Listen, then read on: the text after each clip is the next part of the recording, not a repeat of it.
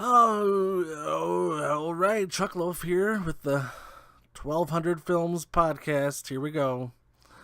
Hopefully everyone had a good Christmas and New Year's, in between which I had to put down my cat, which was no fun. Kitty was supposed to be my primary companion for this movie journey this year, but she didn't even make it to film one. But she was an old kid and she had a string of health problems, so what can you do? But and lately it's been a little rough as I've been struggling with the stomach flu. You ever get to the point where you just can't wipe anymore? You just say, I'm done. I'm done wiping. Well, I went to that point and beyond. So 2 Angel Soft Mega Rolls in 4 days. I think that could be a Guinness record right there. I should look into that. But we got movies to review, so let's not waste too much time. Movie number 1, Arrival. Wow. This movie got good ratings on Rotten Tomatoes, and everyone seemed to like it, but I didn't like it. I thought it was poop. I thought it was poop on a stick. Not as bad. Well, not as bad as Battlefield Earth, but I'll get to that in a minute. Let's start Jeremy Renner and Amy Adams star in this movie where they try to communicate with these octopus-looking aliens that travel around in large sunflower seeds. That's what I swear. This movie's dark and humorless. I thought it would be more like an Independence Day or a Contact, but it was neither really. It was more like a sad version of Close Encounters, if that makes any sense. But yeah, it's back to Battlefield Earth. I gotta talk about this movie before we get going. This is the worst film of all time. Battlefield Earth, okay. If you haven't seen it, it stars John Travolta, Forrest Whitaker. And Travolta's wife actually said in an interview that she enjoyed the movie. What the hell's her name? Kelly Preston.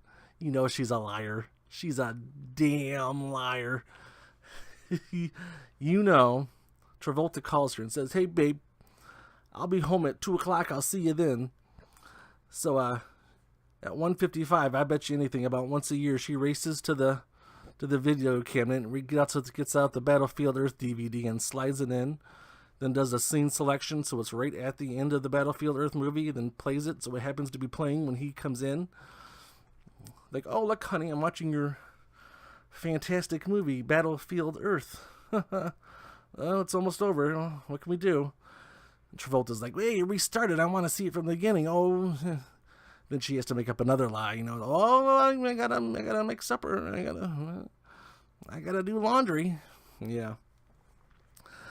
But, okay, movie number 2, Passengers. This was a better film than Arrival, I felt. Chris Pratt, Jennifer Lawrence, starring they're in a luxury space station on their way to a new home planet, and one of the pods opens up, and Chris Pratt's all alone. Poor guy, and he, for one, he had a fully functional movie theater and a Mexican restaurant. What else is there to want? That's like heaven for me. I'd be all set. I'd be like, I went to heaven. But nope, he gets bored after a year, and of course, what does he do? He opens up the pod of the prettiest girl. Go figure. And says, "Whoops, look at your pod. It just happened to open up." And you could probably figure out what goes from there. But it's still a cute little movie. Number 3 was Life. Jake Gyllenhaal, Ryan Reynolds. Another science fiction. 3rd in a row. They find this non-living Earth organism. Excuse me, I'm still a little loopy. Haven't slept much because I've been sick. But they find this little non-Earth organism, and it starts killing off all the crew members. There's one problem with this film. Well, there's several problems, but it's not a bad film. But let me tell you.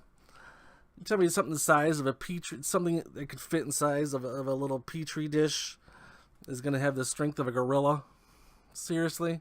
It crushed the guy's hand. It jumped from the petri dish, grabbed the guy's hand, and crushed it like it was nothing. Seriously? Plus, the organism, once it got growing, looked like an octopus. So we're supposed to be afraid of an octopus? Had enough of that in the first movie with Arrival. But, moving on, number 4. Kong, Skull Island. Samuel L. Jackson, John Goodman. John Goodman, let's talk about him real quick. Who would have guessed the fat husband from Roseanne would turn out to be one of our best actors today? I'm just saying. Compared to the Jack Black film from 10 years ago, this movie wasted no time to get to the point. And that's probably why it's an hour shorter, because didn't have a first full hour of nothing. Got right to the point, and then it's always good to see John C. Reilly. He popped up. Didn't do a whole lot with the Kong Jane storyline, so I'm guessing there's going to be a bunch of sequels. But it's pretty much what you'd expect. It's a good little adventure, and Kong's in peril, and he does what he does. Film number 5, Split, the M. Night Shyamalan Ding Dong movie. I was hoping for something good. I just got something just okay. It's wasn't never overly intense, I felt, and I couldn't really buy McAvoy as a lead villain. It's kind of like a roller coaster that's on a flat track. That's how I thought of this film. It just kind of was just there. But it's an improvement over The Happening. I'll say that. Number 6, Frozen. Let it go. I got a big, huge notebook here where I take notes for all these movies, and so I could have something to rely on when I recap these films. And I watched this whole film, and I didn't write anything down. I was just in a complete trance. All the colors and songs and everything just spellbounded me. I can see why parents put their kids in front of the TV for these films. It keeps them quiet. But it's everything you'd expect in a good Pixar film. It's easy, fun storyline, and it's easy to get through. Number 7, another Pixar DreamWorks movie, Hotel Transylvania. This was more my taste with Adam Sandler. I loved the Dracula character. It was fun to see him in the beginning as he was trying to be a cutesy little father, but also trying to maintain his Dracula image. It was entertaining. Then it jumps to the point where Dracula's daughter reached the sweet pubescent age of 118 and wants to go exploring on her own. Then a young kid comes walking through, young human, to the Hotel Castlevania, and that's where the fun starts, because human's never been in Hotel Castlevania before, apparently. But it's a fine little Pixar movie. Number 8 was Get a Job, the usually reliable. I'm a mess, people. A usually reliable Miles Teller. He's usually reliable unless he's doing Fantastic Four prequels. Then he should just stop. Miles Teller stars as an upper-class graduate who's been kind of handed everything throughout his life, and now he has to get a job on his own. This guy, it's good for people that enjoy raunchy humor, and I do not buy Bryan Cranston in comedic roles. He tries hard, but I don't think it works. I think he should stop. Stick with the drama.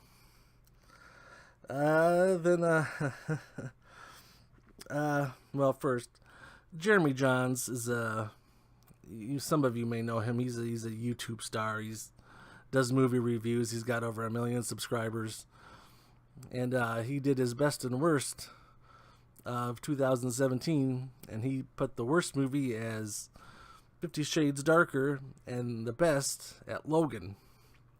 So I decided, well, I got both of these movies ready to go. I'll watch them back to back. So that's what I did. So let's do 50 Shades Darker. After about the fourth time he rips off her panties, it gets a little redundant. It's like, okay, I've seen this. I know what's going to happen from here. They're going to play some sexy music, and they're going to, do their thing. But there was one all-time great line in this film when she said, "No, you're not putting that up my butt." Great line. Great all-time movie line. Here's looking at you, kid. I love the smell of napalm in the morning. No, you're not putting that up my butt. Great line. I got a little excited in the film when the Christian character got in a plane crash. I thought, oh boy, he's going to be all jacked up and he's going to be disfigured and she's going to have to love him for who he is. And then we'll see what happens. No, he gets in a plane crash and he's got a little dirt on his face. Like, what? They could have cut that scene out and no one would have known. Would have made no difference.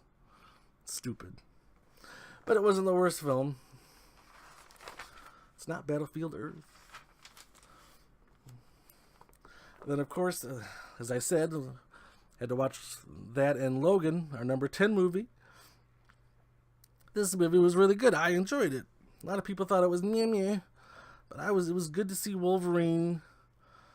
It's kind of a slimy, drunken limo driver. He's kind of washed up, kind of done, kind of tired. And Wolverine had to babysit this little Wolverine and take her and old Patrick Stewart over to Eden, which was a safe place for the X-Men, which he wasn't even sure existed. But it was still a very good film, and I enjoyed it thoroughly. I couldn't find much wrong with it. Don't know if it's the best film of the year. A lot of people say It was better, but I haven't seen It yet, but it's coming. Number 11, The Autopsy of Jane Doe. This is the first horror film. I love my horror films. And this was nice to see two established actors, Brian Cox and Emile Hirsch, star in a horror film. They're a father-son combo that run a morgue, or they're coroners, I guess. And this girl comes in late at night, this dead girl, and they start doing the autopsy, and strange things start to happen. And the further they get on the autopsy, the stranger things get, and they find strange things. And, yeah, but it's really good. The Comedian, number 12, Robert De Niro. Oh boy, De Niro. For a film about a comedian that stars other comedians, it's almost completely void of laughs. This film was a mess. The cameos were nice. It was nice to see some people like Danny DeVito and I don't know, others. But the scene with De Niro and Harvey Keitel, that was kind of fun. I like that, but boy, Keitel's getting mighty old. He's looking mighty ancient. But anyway, and it's a mean-spirited movie. For movies so mean-spirited, it would be okay if it was side-splittingly funny, but it wasn't. It was just, I don't know, should have been rewrote or something. I don't know. Number 13, The Intern, another De Niro movie. The first hour of this was great. I thoroughly enjoyed the first hour with De Niro plays a senior citizen and joining this younger upstart company as an intern. This company thought it would be good to have seniors join in as interns, which was interesting. But the second hour, wow. Second hour went downhill fast.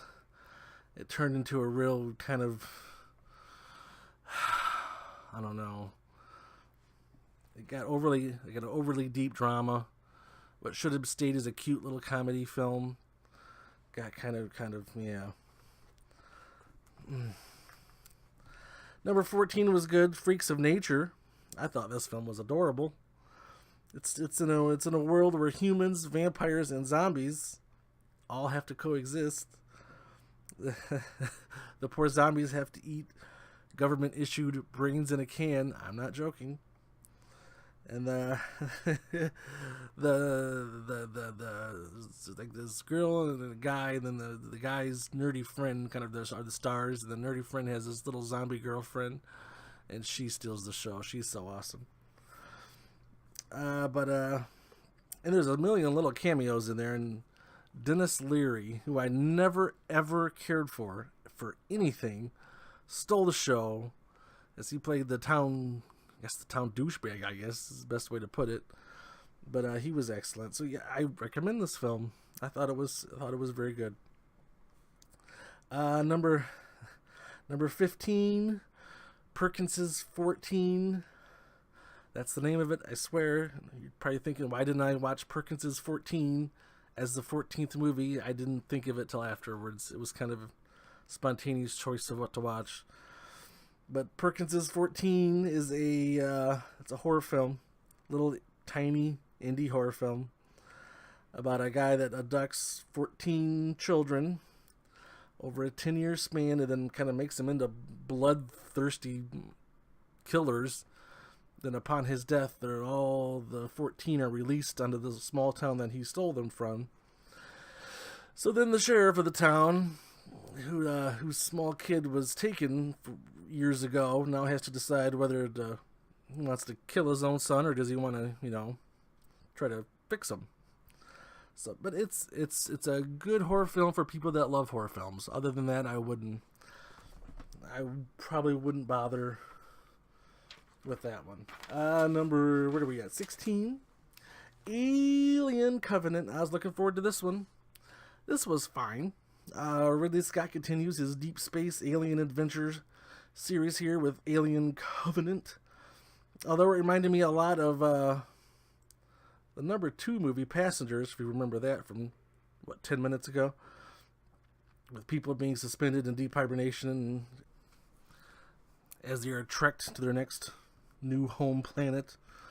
Michael Fassbender stars and excels in this starring role. But I'm getting a little tired of people playing the dual roles as I've seen it countless times. I'll probably see it 50 more times throughout this exercise of 1,200 films. I did like how the one Michael Fassbender robot was a little taller than the other one. Subtleties, I like that.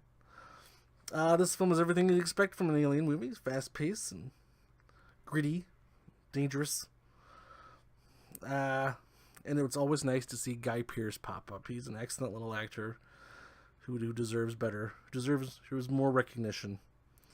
Danny McBride was an odd choice, I thought, but you know what? He worked out. Maybe he'll get some more big roles like this. Number 17, 47 Meters Down. A horror film about sharks.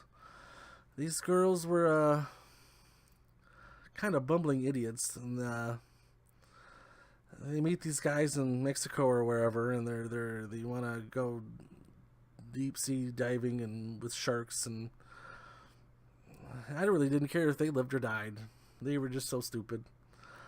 But and then they trust a shady looking Matthew Modine in his junky boat to drop them in the middle of a shark infested waters. And everything bad happens at the worst possible time, and I almost had to cheer for the sharks. Like, go get up, Jaws. Anyway, but it was, I can't recommend that. Number 18 was a nice movie called Hidden Figures. It was recommended by a coworker. Back in this country's history where it was tough to be a woman and even tougher to be black, these 3 African-American women kind of climbed the ranks of the NASA space program and were forced to be taken seriously.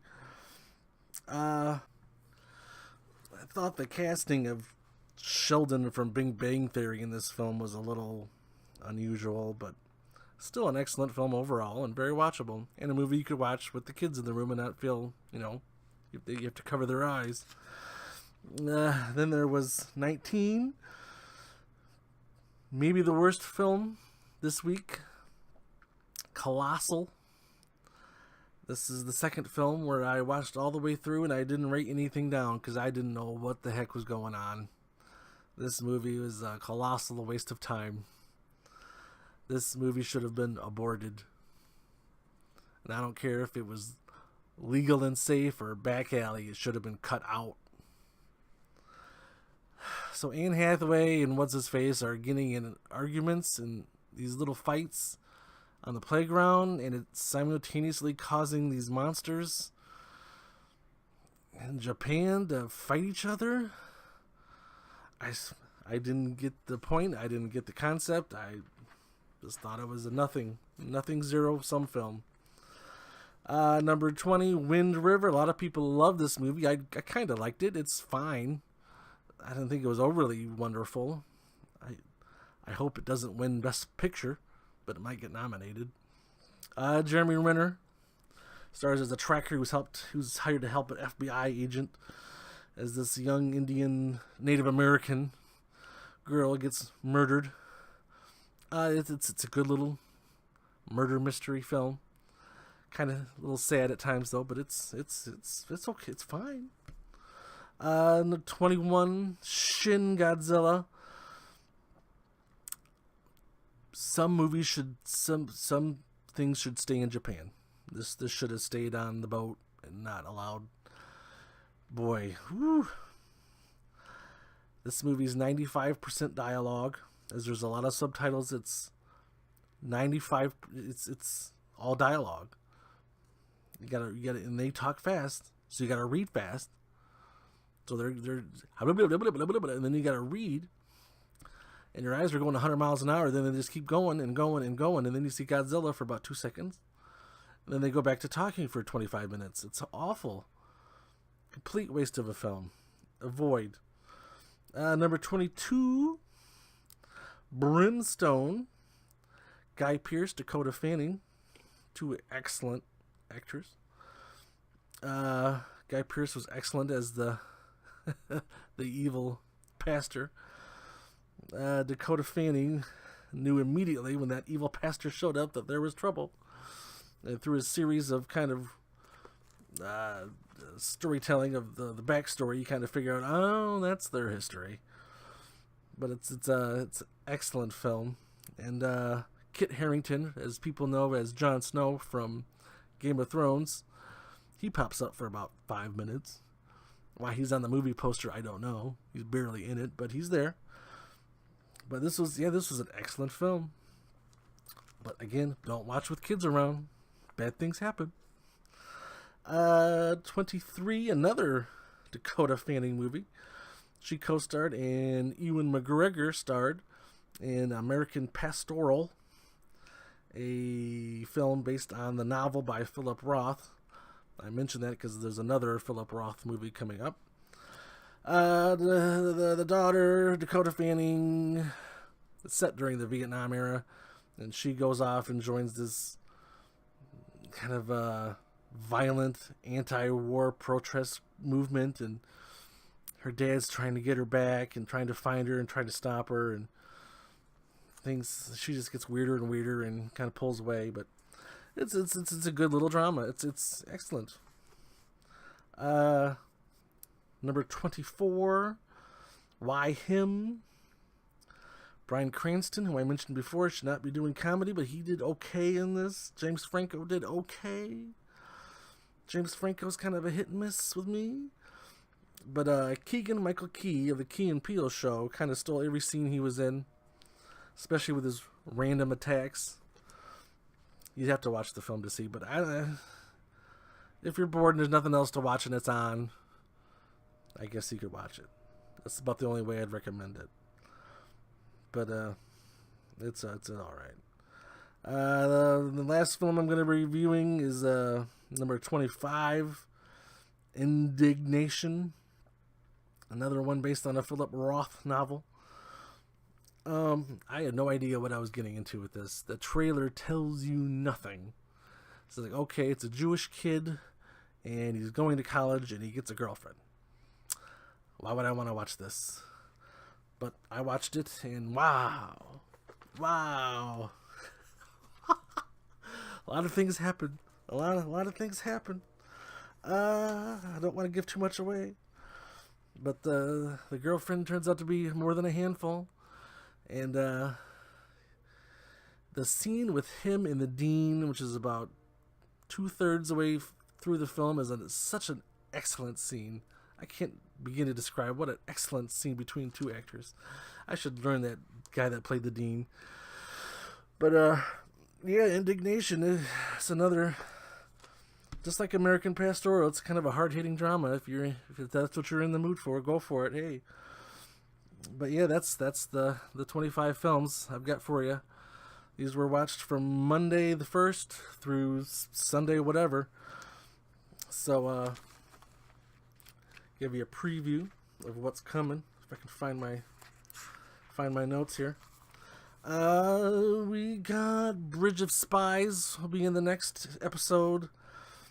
Girl on a Train. Leatherface, which was a new horror film. It's a prequel of Texas Chainsaw Massacre, so you learn about the Leatherface as a child, or a teenager, I guess.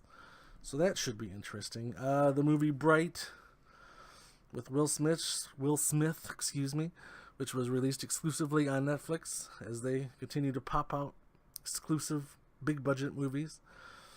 A coworker recommended Pocahontas, so I'll be watching Pocahontas, and apparently there's a sequel that's also on Netflix streaming, so I'll be watching that too. Pocahontas 1 and 2. And then then we're going on a little adventure.